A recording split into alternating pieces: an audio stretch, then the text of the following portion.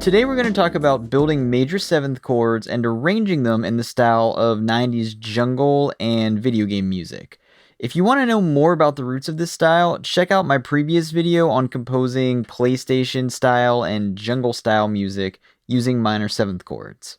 In a nutshell, the key to this style is that it's based on when composers or musicians would take a sample of one chord, so say, in this case, we're going to have this be a major 7th chord, and they would use the sampler's transpose function to just take that chord and move it up and down through however many steps they wanted to.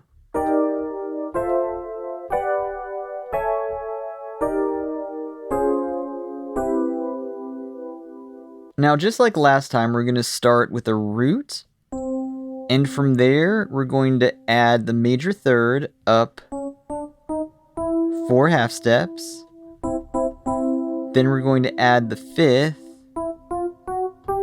up another 3 half steps, and the major 7th up another 4 half steps.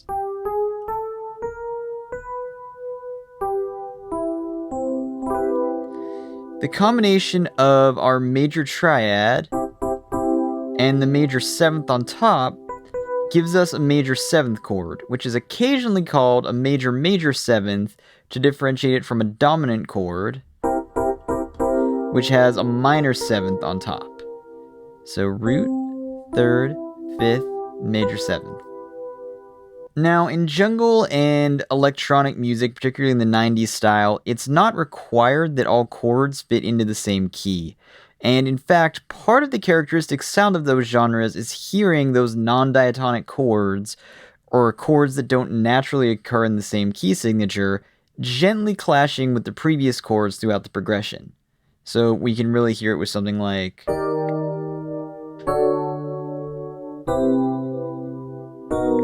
those half steps.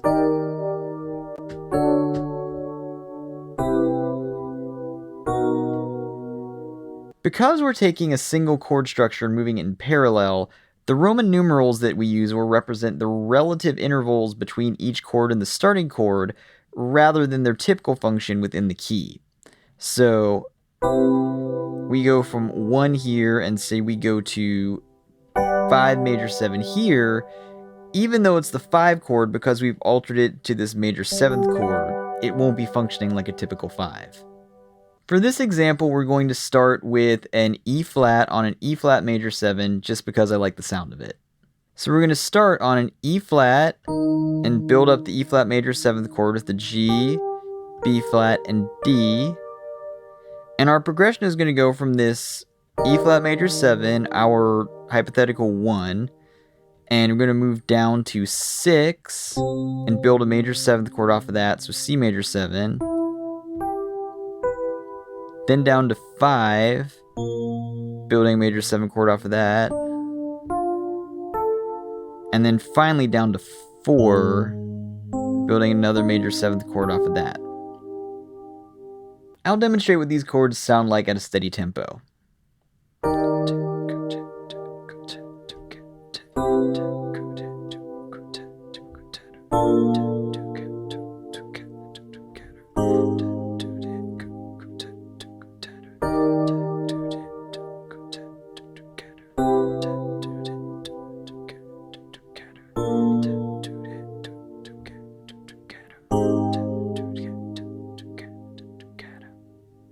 We can liven this up from what we had before by doubling our imaginary tempo here, so.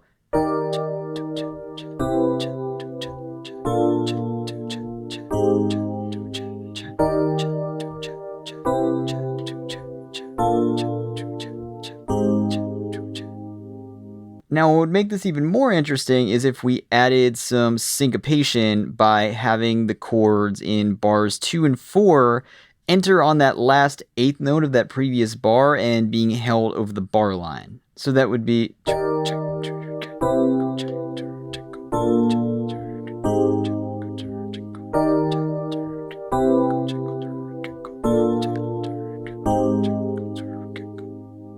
This creates additional rhythmic tension, but still keeps everything grounded with a clean downbeat on bars 1 and 3. So we have that 1, 2, and 1 and 1 and 1 and.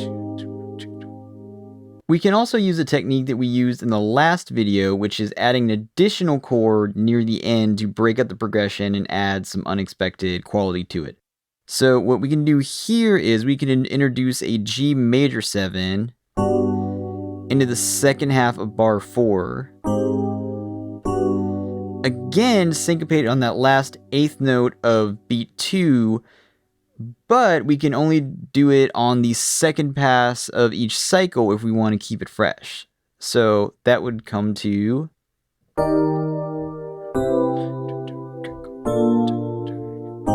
and again.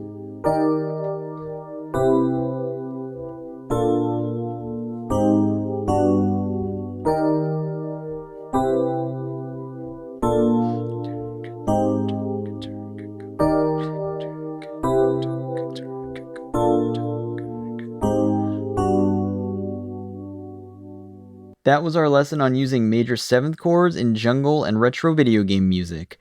If you enjoyed this video and you want to see more, please like the video and subscribe to the channel. If you have questions or thoughts, please comment. And until next time, take care of yourselves, take care of someone else, and have a good day.